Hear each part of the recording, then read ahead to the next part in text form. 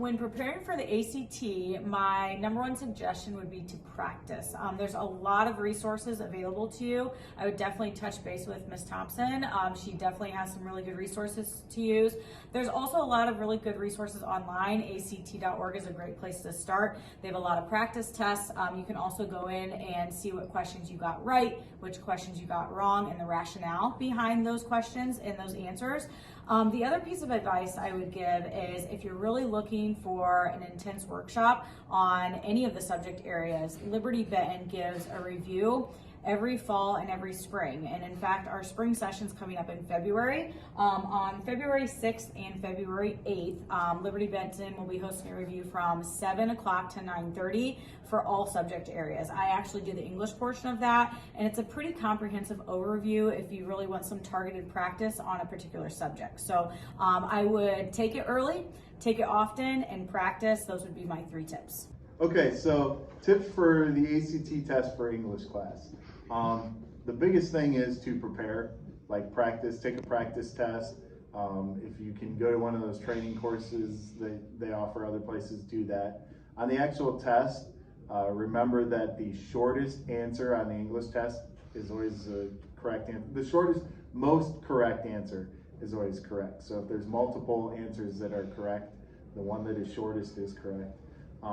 The other thing is, I would say, process of elimination. There's usually 1 or 2 answers that are for sure wrong. Eliminate those, and then worst case scenario, you got a 50-50 shot. You can go ahead and guess. And then, the other big thing on the grammar section or the English section is to remember it's mostly grammar type of stuff. So if you go over comma rules, semicolon, some of the other general grammar stuff that you've learned in high school, that's really good and helpful too. So here are Mrs. Van Hoos's top 10 tips for taking the ACT. First, get a good night's good night's sleep. Second, have a good breakfast in the morning. Third, bring a good snack for the break time in between the tests. 4, bring multiple sharpened pencils. You don't want to get up to have to sharpen your pencil. 5, pace yourself. I think that's the biggest kicker. Students totally lose track of time and then aren't able to finish. So pace yourself, so bring a watch or a timer.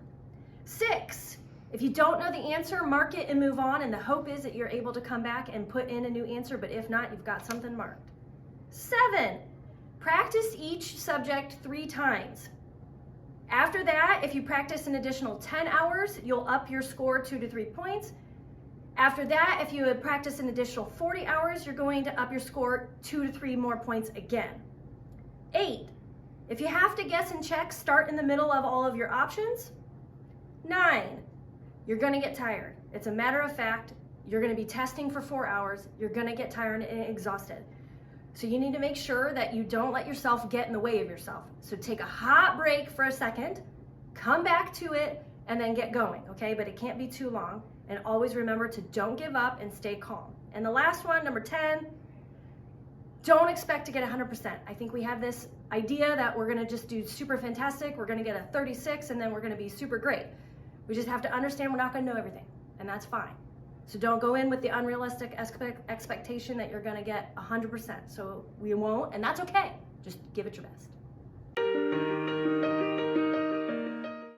I have been asked to give some reading tips for standardized test taking. This can be ACTs, SATs, any standardized test that you might have to take.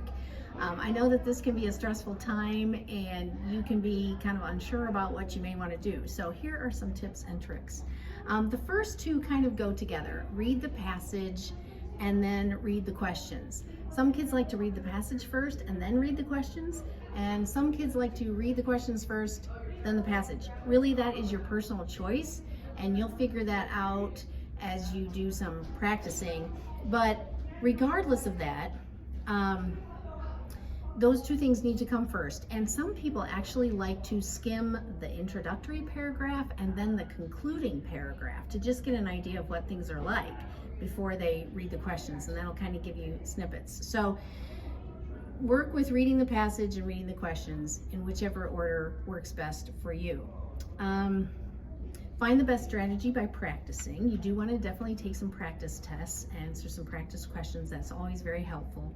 The next thing is manage your time effectively. You know, you only have so much time, and you want to keep moving. Don't get bogged down on something that's difficult. Skip that, go on. You can always come back to that later at the end.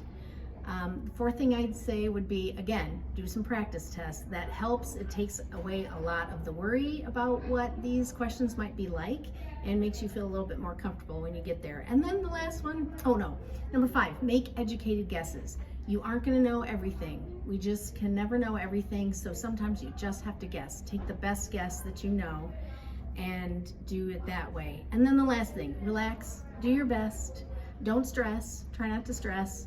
It's just kind of a necessary part of life, and as long as you're doing your best, that's all we can ask for. So finally, you know, I'm available to talk strategies anytime you might want to. Ask me any questions, and most of all, I know you can do it, and I'm rooting for you. Good luck.